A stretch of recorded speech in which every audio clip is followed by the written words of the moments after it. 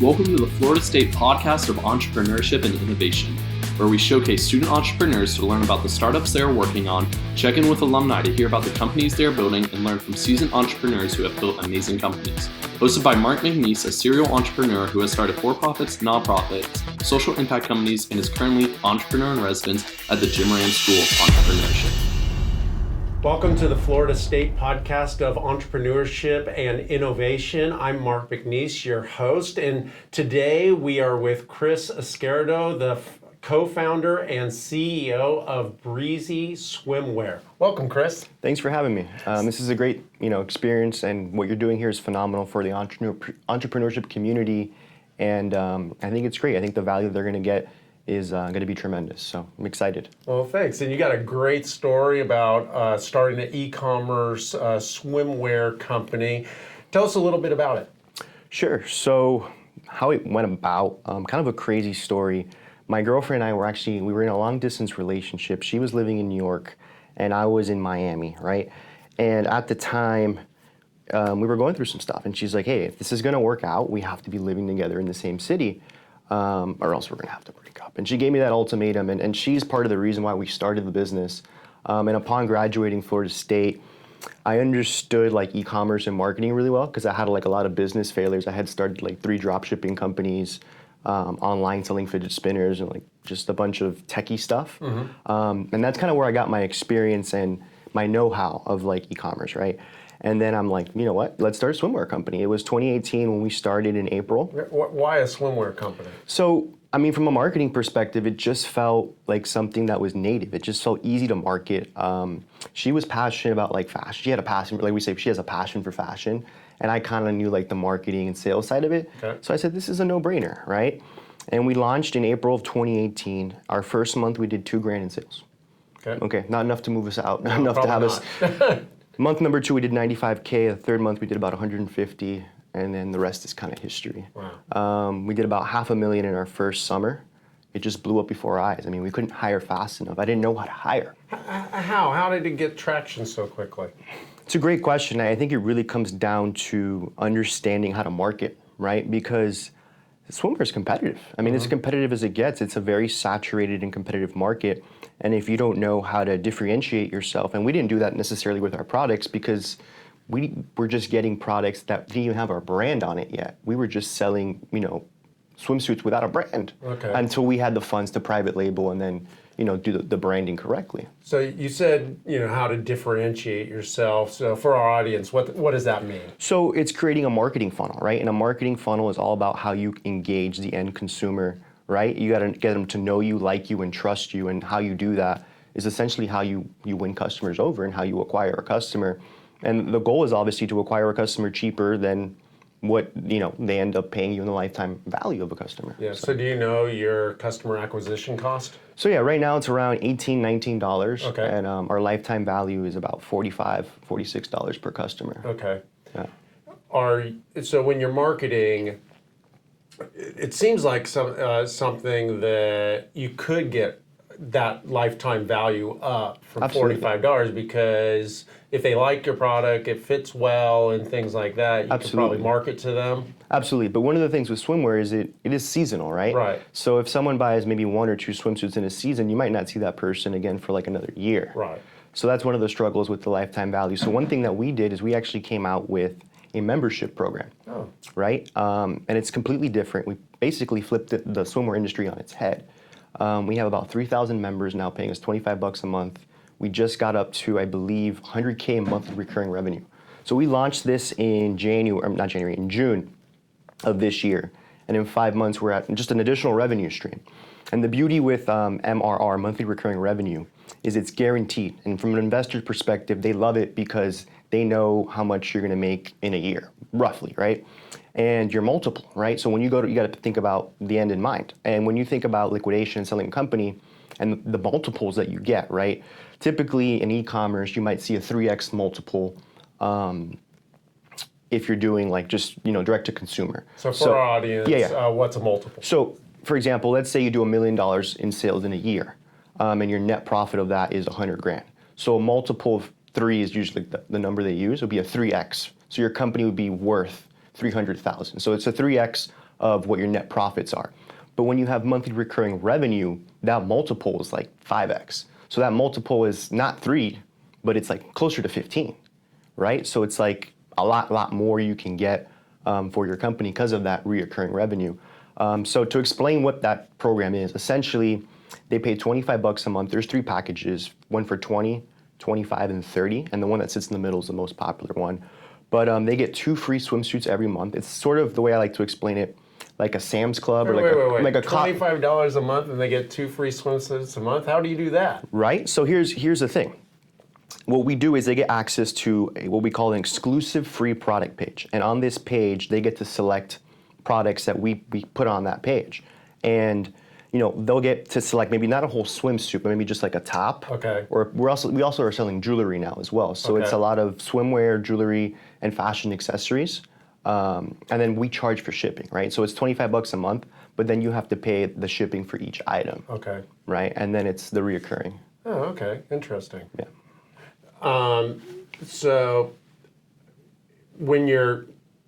So you have what, two revenue streams? You have the recurring with the membership, and then you have the basically just people go in and purchase. So how are you building this brand? Are you using influencers? Are you doing like Google ad? Yeah, absolutely. So basically our digital marketing strategy has been all Instagram and Facebook ads. We're spending heavy about 30 to 40K a month on those platforms right now, and we're trying to scale it up. And what we do is it's pretty interesting, and how we've had most of our success and traction has been based off our influencer ambassador program, right? So one thing that we do is we run ads so people can apply to become influencers. And then it's a simple application process. It's actually very conversational. We're using messenger marketing, and then we created a bot that has a conversation built into the application. Everyone gets accepted into the program, and then upon them getting accepted, they have to then purchase a membership in order to become an official ambassador, right? And then one of the perks of becoming an ambassador and influencer with us is that you get like a personal promo code. So if you're Sally from North Dakota and you get accepted as an ambassador, now you not only get 2 free swimsuits a month, assuming you got the middle package, but you're also getting a 25% off the entire site, you're getting exclusive discounts and perks, and you're getting a personal promo code. So you get like a code saying, you make your own code. So it's like Sally10. You go on Instagram when you get your swimsuit, and then everyone who uses that code gets a discount.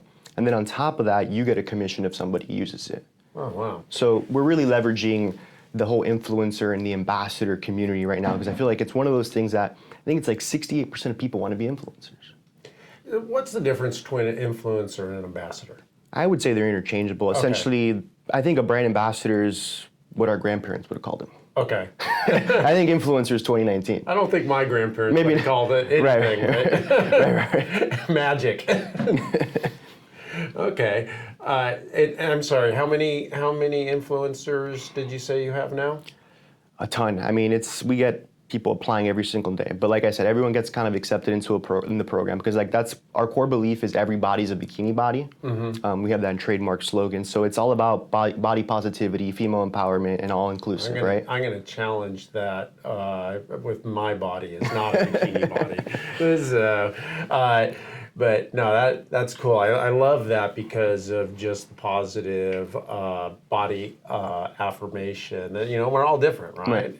But we all like to go out in the sun and enjoy. I don't know, Sally in North Dakota, how many bathing suits she needs. That's probably not necessarily your target market. But most of your sales out of Florida. You'd be surprised, because here's the thing with swimwear. You would think that most of them would come from like sunny places, but but it doesn't work that way. Most of our sales we have higher conversion rates, so like the amount of people that come to the site and actually purchase are higher in colder places. Really? And my belief behind that is because if you think about like someone who lives in North Dakota versus someone who lives in Miami. In Miami, there's maybe like 13 bikini shops and swimwear shops and boutiques everywhere, right? So you have options. And if you grew up in South Florida, you already have that place that you go to. You already know it.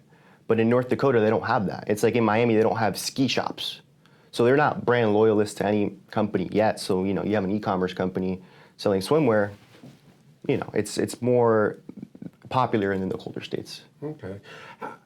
where are you designing your swimwear now, or where are you getting it? How? Or So, I mean, don't give me any trade secrets. Right, but right. Yeah. No, so like, it's all, how's that work? It's all private labeled. We have a network of suppliers that we use. They're based in China, and basically they send us a catalog, and we basically just kind of purchase from that. So, are you actually buying like a line with a bunch of different sizes? Yeah. So pretty much, we buy from small all the way to like XXX sizes, and then they give us like what they call MOQ, which is the minimum order quantity, and then they'll go ahead and put our logo in like tags and custom bags and packaging, and send it over. Okay, so Breezy Swimwear is the brand. How'd you come up with that name? I thought about it in 5 seconds. Okay. I'm like, Breezy Swimwear, is the domain available? Yes, let's go with it. All right, very So, good. I mean, I think that's a very important tip too as an entrepreneur, is to not overthink the small stuff. Names don't matter that much. If you think about McDonald's, on the surface, McDonald's, people are like, that's not a great name, but the branding's what makes it a great or name. Or like Google Right. or Uber, like what? Yeah. So don't overthink it. Just start. Intel. And some people, they try to be perfectionists and get everything so right. Just start. Move fast and break stuff, and then reiterate and learn from it. Okay. What do you mean by reiterate? So when you start a business, you might have an intention, a plan of what you want to do and how you think it's going to go, but it may not work out that way in the market. The market may not respond to how you think the product may work. You may not have product market fit yet, right? So you need to continue to come up with something new, maybe a different product offering. That's kind of what we did with our influencer and subscription. Is we reiterated, we morphed in a sense, and then we came out with this new package, and it's killing. So are you sitting on a ton of inventory, or like what's your cash conversion cycle? So right now, we keep a very lean inventory management system. So we kind of buy as we need. We're able to see, everything is tracked online, of course. And we're able to see when things are running low, and we buy as necessary. And there's all these softwares now that basically can predict how much you're going to need and how long it's going to last you. We have actually inventory turn reports, because in any business, and specifically with an inventory, like a business that holds a lot of inventory, you could actually drown because, Right. I mean, it sucks up a lot of cash. It's just sitting on the shelves. So we have a report that basically tells us when something comes in, how many days do we have to turn that inventory? And then if it's not turned in, say, 6 weeks, it has to go on discount. So we're constantly moving inventory. So, a lot of tech, to do this. Are you building these platforms, or are you like? Did you find like? Are you using other people's platforms? So I'm not a tech guy at all. Basically, we are built on Shopify, our site, which is just an e-commerce platform. Right. And they have an app store, just like the iTunes store, and then there's a bunch of apps on there that you could use. That other people have developed, and it will charge you between 10 to 15, depending on the app, that do all these robust things like inventory management to even like AR on the website. So like we have a plugin right now on our site that you could actually see what the swimsuit looks on you. And I actually tested it. It's pretty funny. You could actually see what a swimsuit looks on you before you buy it. So AR, augmented reality, which is something that I think is going to radically change e-commerce. Absolutely. For those of you who don't know what augmented reality is, I think it's actually going to be the big thing that everybody thought virtual reality is. So with virtual reality, the reality is nobody wants to like sit around with big goggles and be isolated.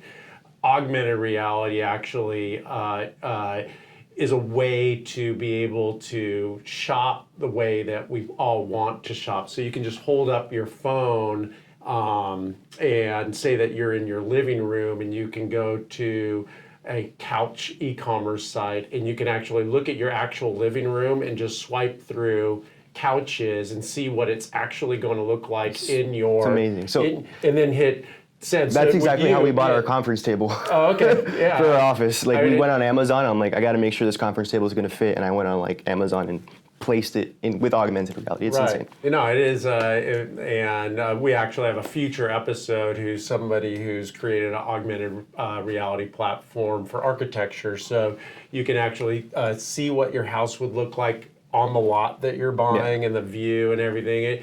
It's in its infancy right now, but it's the future. It's the future, and it's gonna blow up. And you guys are using this with swimwear, and so you can see what you would look like in a swimsuit.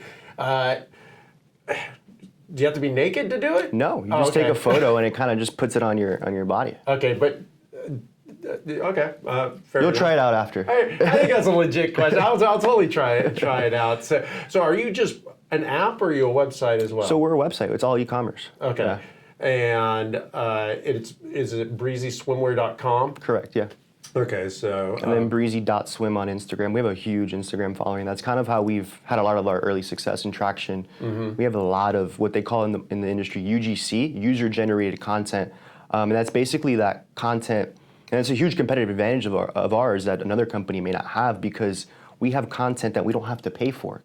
You know, these influencers will get a swimsuit and they'll take the most stunning photo that I've ever seen. Mm-hmm. And we have photos from people in Australia to the hotel in Singapore with the boat on it, and it's like crazy shots from all over the world, and I'm just like, wow, this is amazing. That is amazing. And we don't have to pay for this content. No, and then we're able incredible. to repurpose it and use it on our Instagram, our landing pages, our email campaigns. It's insane. It is a wild world. I back in the 90s went to business schools. I got my bachelor's of science in marketing and a minor in finance, and like, this is just science fiction. Like, right. I mean, there's no, like, what we were taught in marketing and, like, you know. It's so backwards. Yeah, well, I mean, just the tech wasn't, I mean, just to have the reach that e-commerce or the web has, that you can be a global business overnight. Pretty much. Absolutely incredible. It's one thing about the podcast that has blown me away is we have this up and to the right following in the Philippines. Like, for some reason, like, a bunch of people in the Philippines started listening to this podcast, and it's like spreading, and it's like, you know, obviously number one, you know, U.S. listeners, and then it's Philippines, and then it's like Italy, and it's just like bizarre. Like, who in the Philippines is listening to the Florida State podcast of entrepreneurship and innovation? But they are. You know, it's the power of the internet. It really is the power of the internet. It just blows you away. So, let's talk a little bit about your FSU experience. Sure. What was your major? So actually, how that came about, going back to my story. So I went to Fitchburg State University, and then I didn't like it. It was cold. Played baseball there. The other FSU. The other FSU, yeah. And then I had some friends that were in Tallahassee, and I said, you know what, I want to go to Tallahassee. It seems like a fun place. I want to get an education there. I actually went to TCC, got some credits, and I transferred over. My first day, I sit with my admission counselor, and she goes to me, Kris, you don't have enough prerequisites to get into the School of Business. It's going to take you about 6 years to get a 4-year degree. How do you wish to proceed? And I said, ma'am, I love business and I love entrepreneurship, but I do not want to spend 6 years to get a 4-year degree. Right. What are my options?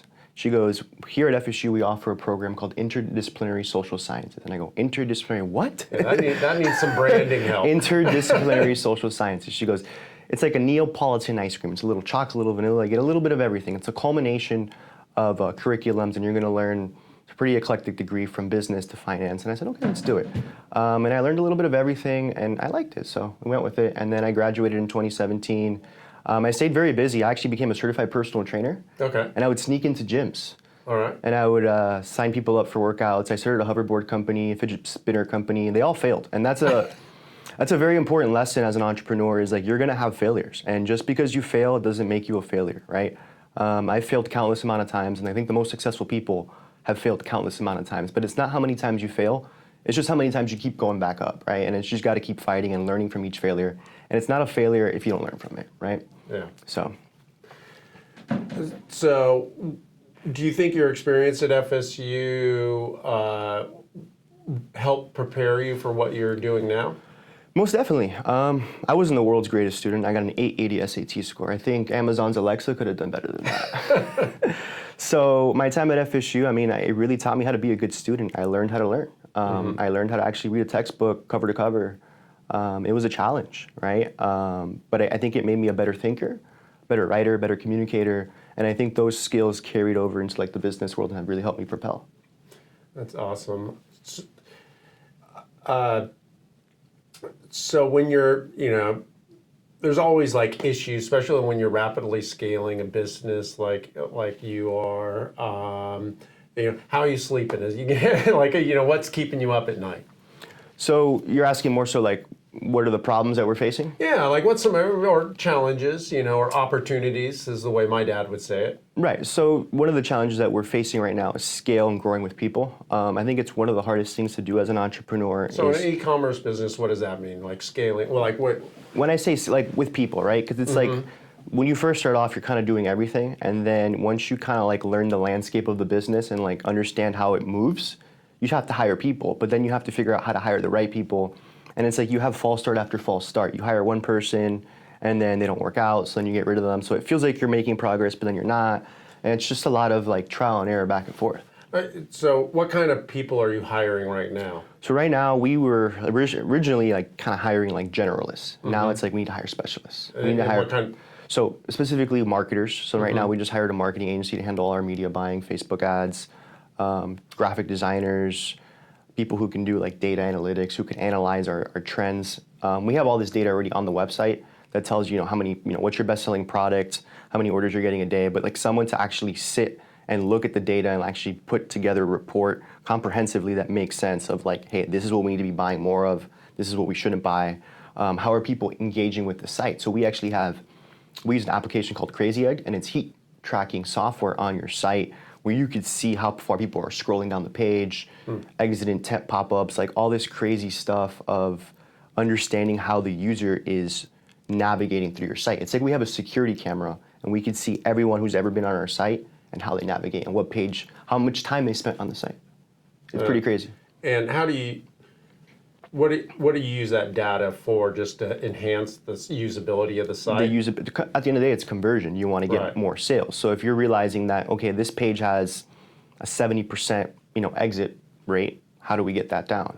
People need to be getting to that checkout page. And just kind of reverse engineering the whole thing, because the user experience and what they call the UX, user experience, and the UI, the user interface, are extremely important for e-commerce, because that's your storefront, right? Gone are the days where you go to the store and actually buy something. I mean, those days still exist, but they're going to be gone pretty soon. So if you have a messy store and there's clothes all over the place, you're not going to want to shop there. Right. And it's the same thing with an online website. That's your presence. It needs to be a website that's easy to navigate. You got to be able to get to the products. It has to have a good product description, good images, because we shop with the eyes. I mean, if we take our images off the products, no one's buying anything. So the images are extremely important as well. So what's next for Breezy Swimwear? What's your vision? Is this something that you want to scale yourself and grow, or are you looking to be bought out and have an exit? What's the plan? I think very long term about it. Our goal is to continue to grow our influencer program and our memberships, to continue to scale globally with our operations as well. We're thinking of even having in the future a distribution center on the other side of the world, probably like in Australia, to better serve the customers on that side, because it does take some time. We're shipping out of all our orders from Miami, so there is a bit of a time delay. So that would be it. But as far as getting bought out, I mean, that's something obviously we would love to do, and every entrepreneur should have an exit strategy. But that's something that I'm not even thinking about too much right now. I'm just kind of focused on working what's in front of me.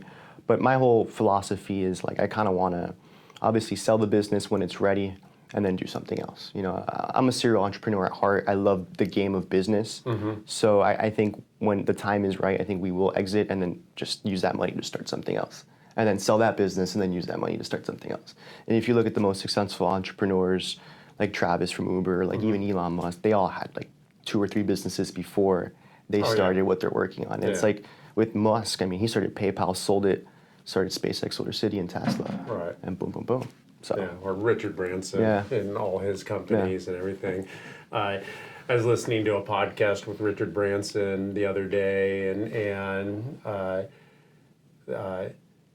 the interviewer asked, what's the best part of being the CEO of over 300 companies? And he says, when one fails, you don't notice. That's a good problem to have. Yeah, it's like, or it doesn't really matter. You got 299 others. So I don't even think he knows how many companies. He has an island too. Yeah, he has an island. He has all sorts of stuff. So you're in town for 7 Under 30. I'm excited to hear you speak this afternoon. When was the last time you were in Tallahassee? It's been about 2 years since I graduated. Okay, Yeah. great. How's it been coming back? It's good. The school looks a lot different than what I remembered it, but it's still nice. It's still Tallahassee. Still Tallahassee. And have you been down to the Jim Moran building yet? I was there yesterday. I checked it out. It's state of the art. It's amazing what they have going on there. Isn't it? Yeah, it's beautiful. So, well, cool. Well, I'm definitely going to check out breezyswimwear.com and do the augmented reality. Do you sell men's swimsuits too? Not yet, and that's something we've maybe been thinking about, but we're sticking with female for right now. All right. And our demographic is college age, it's about 16 to 28-year-old females. That's kind of what we're going for right now. Not 50-plus-year-old men? No, not yet. Not yet? Well, maybe I'll start a trend. I'll be an influencer. Why are you laughing? So, hey, Kris, thanks for coming in. Really appreciate it. Absolutely. Hey, thank you so much for having me. Thanks. Thank you for joining the Florida State Podcast of Entrepreneurship and Innovation. If you would like to be notified of new episodes, please subscribe via your favorite player. Also, if you like the podcast, please take the time to share it on social media, give it a 5-star rating, and review it on iTunes, Stitcher, Spotify, YouTube, or wherever else you enjoy your podcasts. This will help us get the word out to other entrepreneurs that the FSU Entrepreneurship Podcast has been launched.